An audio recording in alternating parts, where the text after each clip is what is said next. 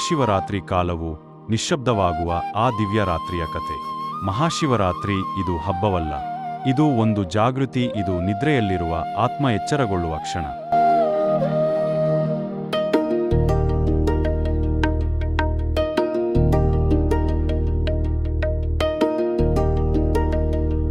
ಪುರಾಣಗಳು ಹೇಳುತ್ತವೆ, ಈ ರಾತ್ರಿಯಲ್ಲಿ ಮಹಾದೇವನು ತಾಂಡವ ನೃತ್ಯ ಮಾಡಿದನು. ಭೂಮಿ ಕಂಪಿಸಿತು, ಆಕಾಶ ನಡುಗಿತು, ಸ್ಥಿತಿ ಮತ್ತು ಲಯ ಒಂದೇ ತಾಳದಲ್ಲಿ ಲೀನವಾಯಿತು. ಅಂದು ಶಿವನು ನಾಶಕನಾಗಿರಲಿಲ್ಲ, ಅವನು ಮೋಕ್ಷದಾತನಾಗಿ ಪ್ರಕಟವಾದನು.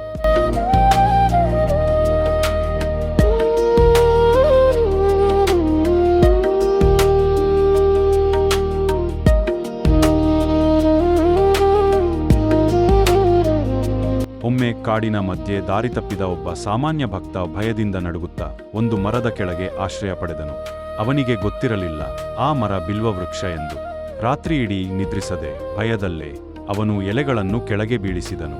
ಅವನ ಕಣ್ಣೀರು, ಅವನ ಉಸಿರಾಟ, ಅವನ ಜಾಗರಣೆ ಅರಿವಿಲ್ಲದೆ ಅವೆಲ್ಲವೂ ಶಿವಲಿಂಗದ ಪೂಜೆಯಾಗಿ ಮಾರ್ಪಟ್ಟವು.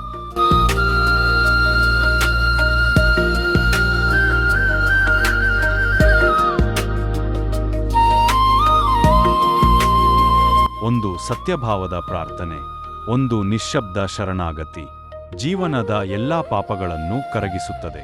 ಇದೇ ಮಹಾಶಿವರಾತ್ರಿಯ ಶಕ್ತಿ.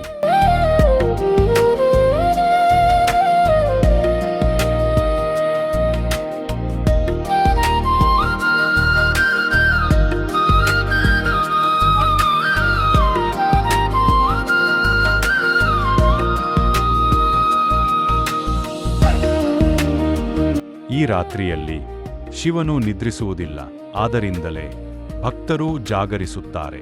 ಉಪವಾಸ ದೇಹದ ನಿಯಂತ್ರಣ, ಜಾಗರಣೆ ಮನಸ್ಸಿನ ಶುದ್ಧೀಕರಣ, ಬಿಲ್ವಪತ್ರ ಅಹಂಕಾರದ ತ್ಯಾಗ. ಕಂಠದಲ್ಲಿ ವಿಷವನ್ನೇ ಧರಿಸಿದ ಮಹಾದೇವನು ನಮಗೆ ಹೇಳುತ್ತಾನೆ, ನಿನ್ನ ನೋವನ್ನು ನಾನು ಹೊರುತ್ತೇನೆ, ನೀನು ಧರ್ಮದ ಮಾರ್ಗ ಬಿಡಬೇಡ. ಈ ಒಂದು ರಾತ್ರಿಯಲ್ಲಿ ಮಾಡಿದ ಒಂದು ನಿಜವಾದ ಪ್ರಾರ್ಥನೆ, ಒಂದು ಶುದ್ಧ ಧ್ಯಾನ, ಒಂದು ಹೃದಯಪೂರ್ವಕ ಶರಣಾಗತಿ ಜೀವನದ ದಿಕ್ಕನ್ನೇ ಬದಲಿಸಬಲ್ಲದು. ಅದಕ್ಕಾಗಿಯೇ ಮಹಾಶಿವರಾತ್ರಿ ಕತ್ತಲೆಯಲ್ಲಿನ ಬೆಳಕು, ಮರಣದಲ್ಲಿನ ಅಮೃತ, ಮೌನದಲ್ಲಿನ ಮಹಾಸತ್ಯ. ಹರ ಹರ ಮಹಾದೇವ.